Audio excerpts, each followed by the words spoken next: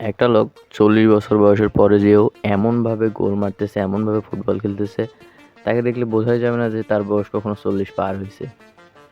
আরেকটা লোক যে কিনা ফুটবলের সবকিছু অ্যাচিভ করে ফেলছে, এমনভাবে ফুটবলটা খেলতেছে মনে হয় এখনো তার অনেক কিছু অর্জন বাকি আছে ফুটবলে।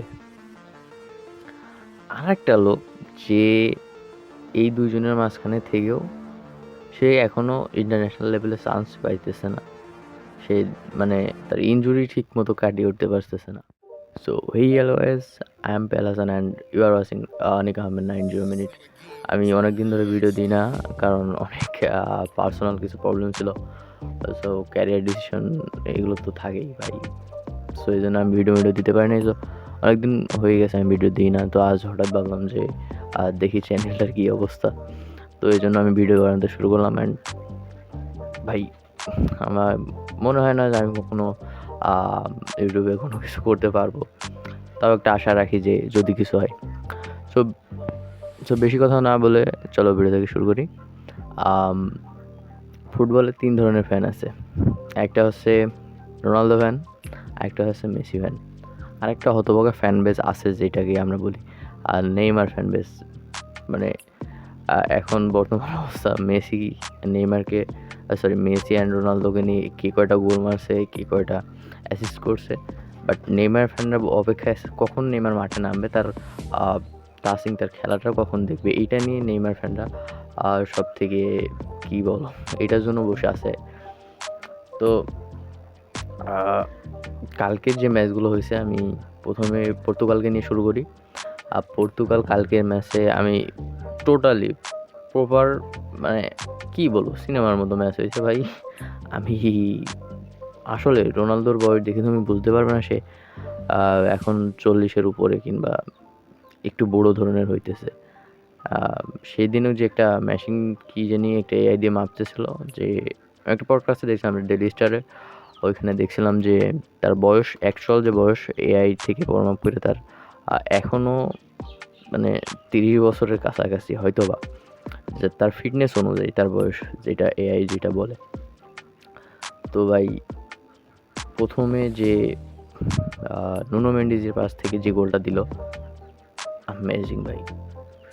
মানে প্রপার একটা স্ট্রাইকার যে ধরনের এখনকার স্ট্রাইকাররা যে ধরনের খেলা করে তার থেকে বেটার গোল দিয়েছে রোনালদো দুইটা। ইভেন সে এই দুইটা ম্যাচ না, এর আগের ম্যাচগুলো তুমি যদি ইন্টারন্যাশনাল লেভেলে দেখো কিংবা অনেক ম্যাচগুলো তুমি দেখবা, অবভিয়াসলি সে তার গোলগুলো দেখো, প্রত্যেকটাই তার পারফরমেন্স দেখো ভাই। তাকে এমনি আর গোট বলা হয় না ফুটবলের। আর সে অনেক কিছু এই পর্যন্ত করে আসছে অ্যান্ড স্টিল 42 বছর না 41 বছর বয়স এখানেও তার সে করে যাইতেছে। যে ফুটবলারগুলো আছে অনেক ভালো ভালো ফুটবলার তার বয়সে তুমি দেখো, লাইক ইনিয়েস্তা, পিকে, স্টিভেন জিরার্ড, মানে সবাই হারিয়ে গেছে তারা।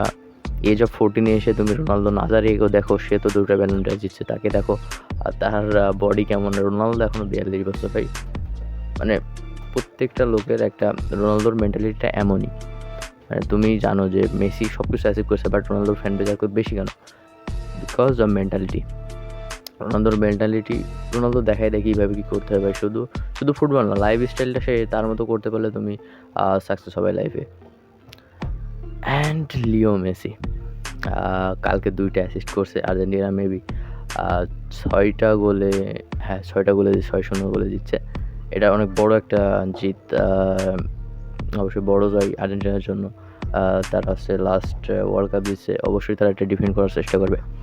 সো এটা অনেক ভালো টিম। পর্তুগাল এবং আর্জেন্টিনা 2টাই টিম এগিয়ে যাইতেছে, মানে বোঝা যাইতেছে 2টাই ফেভারিট ওয়ার্ল্ড কাপের জন্য। অ্যান্ড লাস্ট আসি ব্রাজিল ভাই। আমি জানি না ব্রাজিলে কি চলতেছে। 2022 সালের পর থেকে ব্রাজিলের ওই কাজটা এখনও কাটে না আমার মনে হইতেছে। বাট স্টিল ব্রাজিলে অনেক ভালো ভালো প্লেয়ার আছে, like Rodrygo, Estevao William, Raphinha, Vini Junior, অনেক ভালো ভালো। ইভেন নতুন নতুন প্লেয়ারগুলো তো তৈরি হইতেছে। সেদিনকার ম্যাচটাতে আমি কী হলো কালকে রাত্রের ম্যাচটাতে আমি জানি না ভাই কী হয়েছে। জাপানের কাছে তুমি 3টা গোলে হেরে গেছো, এটা আসলে একটা খারাপ দিক। আর জাপান খারাপ খেলে এটা না, কালকে অনেক ভালো হয়েছে জাপান। ইভেন তারা আসলে একটা এশিয়ার ভিতরে ভালো একটা টিম। কোরিয়ার পরে হয়তো জাপান সব থেকে ভালো টিম এশিয়ার ভিতরে। অ্যান্ড 2014 সালে নেইমার যখন জাপানের সাথে খেলছিল, সে 4টা গোল দিয়েছিল এগেনস্ট জাপান, এবং 4 গোলেই ব্রাজিল জিতছিল, 0-4 হয়েছিল ম্যাচটা। তো নেইমারের একটা গুরুত্বপূর্ণ লিড ছিল ওই ম্যাচে। ইভেন ব্রাজিলের ন্যাশনাল টিমের প্রত্যেকটা ম্যাচে নেইমার অনেক গুরুত্বপূর্ণ লিড দেয়। মানে নেইমার, আমি জানি না সে কবে লাস্ট তাকে নামানো হবে, আমি জানি না ওয়ার্ল্ড কাপ সে খেলতে পারবে কিনা। আঞ্চলিকের প্ল্যানে হয়তো বা নেইমার নাই, যদি এর পরে ইভেন তুমি স্যান্টোসও দেখো ঠিকমতো খেলতেছে না, ইঞ্জুরিগুলো চেষ্টা করতেছে হ্যাঁ ওয়ার্ল্ড কাপটা খেলার, বাট আমার মনে হয় না আঞ্চলিক তাকে নেবে। সো ব্রাজিলের অনেক বলতে পারো, হ্যাঁ ব্রাজিলের ওয়ার্ল্ড কাপ ঠিক হয়ে গেছে, চিন্তার কোনো কারণ নাই, তারা ওয়ার্ল্ড কাপ খেলতেছে। বাট এই ধরনের ট্রমা দিলে ব্রাজিল ভাই আমার মনে হয় না ওয়ার্ল্ড কাপ জিততে পারবে।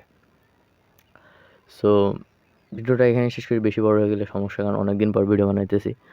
আর যদি ভিডিওটা ভালো লাগে অবশ্যই একটা লাইক, একটা কমেন্ট করতে পারো, অ্যান্ড চ্যানেলটাকে সাবস্ক্রাইব করতে পারো। গুড বাই, আল্লাহ হাফেজ সবাইকে।